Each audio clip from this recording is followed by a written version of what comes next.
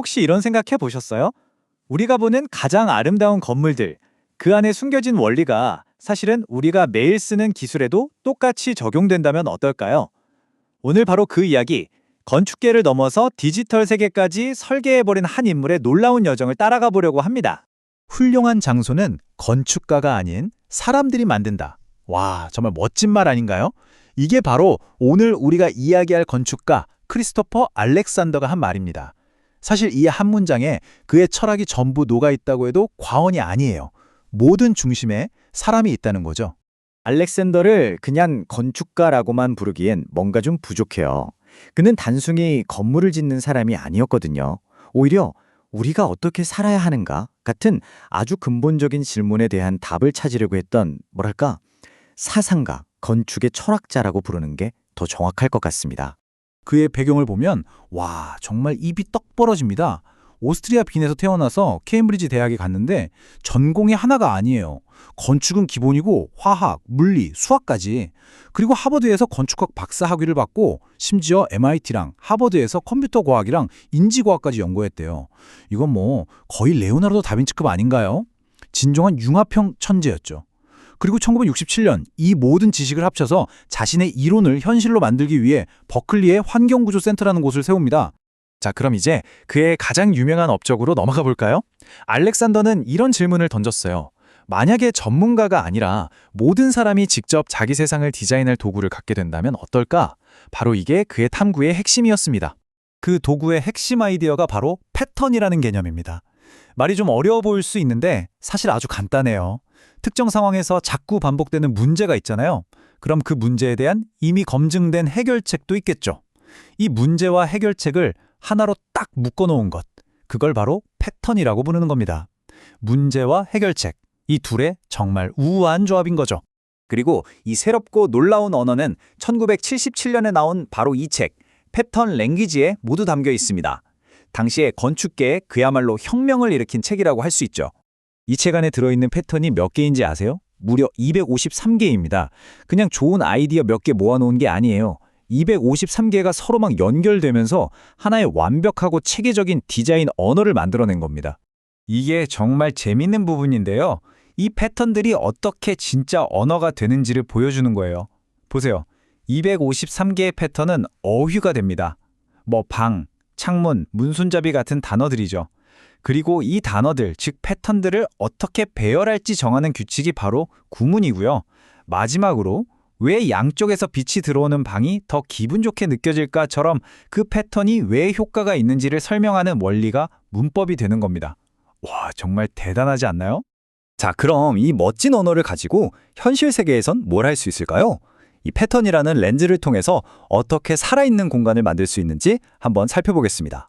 개념을 좀 더 확실하게 이해하려면 구체적인 예를 들어보는 게 제일 좋겠죠. 아주 기억에 남는 패턴이 하나 있는데 이름도 재밌어요. 바로 알리바바의 동굴입니다. 이 알리바바의 동굴 원리는 정말 간단해요. 딱 두 단계입니다. 첫째, 공간에 들어가는 입구를 좀 좁고 어둡게 만드는 거예요. 둘째, 그 좁은 입구를 통과하면 갑자기 훨씬 더 크고 밝은 내부 공간이 짠! 하고 나타나게 하는 거죠. 바로 이런 느낌이죠. 이 간단한 원리 하나만으로도 공간의 깊이감, 신비로움, 그리고 뭔가 경이로운 느낌을 불어넣을 수 있습니다. 이론이 실제 경험으로 바뀌는 마법 같은 순간이에요. 사실 이런 패턴 하나하나가 수천 년 동안 인류가 쌓아온 건축 경험에서 뽑아낸 지혜의 결정체라고 할 수 있어요. 그런데 정말 놀라운 건 이 아이디어가 벽돌과 시멘트의 세계가 아니라 바로 코드의 세계에서 가장 화려하게 꽃을 피웠다는 사실입니다.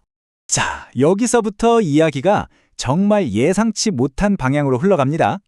알렉산더의 아이디어는 건축이라는 울타리를 훌쩍 뛰어넘어서 우리가 아는 기술 세계를 영원히 바꿔놓는 그야말로 엄청난 파급 효과를 만들어냈습니다. 이런 상상 한번 해보시겠어요? 만약 이 건축 이론이 지금 우리가 살고 있는 이 디지털 세상을 만들었다면요? 바로 이 이미지가 그 놀라운 도약을 한눈에 보여줍니다. 건축가들이 현관이나 창가 자리처럼 반복되는 문제에 대한 검증된 해결책, 즉 패턴을 사용했잖아요. 소프트웨어를 만드는 프로그래머들도 똑같은 고민을 했던 거예요. 예를 들어 시스템 전체에 객체가 딱 하나만 있게 만들고 싶다라는 문제에 대한 해결책으로 싱글턴 패턴을, 복잡한 시스템을 좀 더 쉽게 쓸 수 있는 창고를 만들자라는 문제에 대한 해결책으로 퍼사드 패턴 같은 것들을 만들어낸 거죠. 물리적인 공간을 설계하는 원리가 코드 세계로 그대로 옮겨온 겁니다. 그가 남긴 디지털 유산은 정말 어마어마합니다. 우리가 매일 쓰는 위키피디아, 그 기반 기술인 위키가 바로 알렉산더의 패턴 언어에서 직접 영감을 받아서 탄생했어요. 책에서 각각의 패턴이 다른 패턴들과 연결되는 구조가 웹페이지들이 하이퍼링크로 서로 연결되는 위키의 핵심 구조가 된 거죠. 또 사용자와 계속 소통하면서 점진적으로 건물을 완성해 나가자는 그의 철학은요, 오늘날 IT 업계의 표준 개발 방식인 애자일 방법론의 사상적 뿌리가 되었습니다. 그리고 마침내 그는 소프트웨어 공학에서 디자인 패턴 운동의 아버지로 공식적으로 인정받게 되죠. 전 세계 수많은 개발자들에게 문제를 해결하는 공통의 언어를 선물한 셈입니다.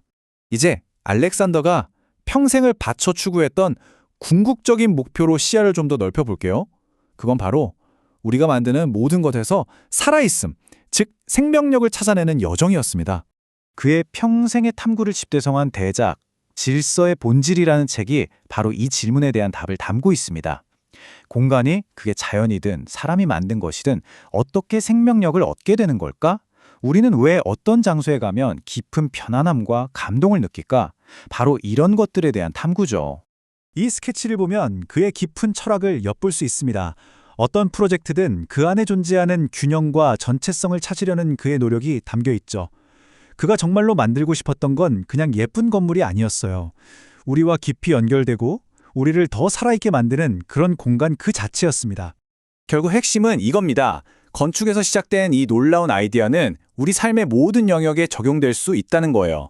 자, 그렇다면 여러분의 삶을 더 풍요롭게 만들어줄 패턴은 무엇일까요? 이 강력한 렌즈를 통해 여러분의 세상을 한번 새롭게 들여다보는 건 어떨까요?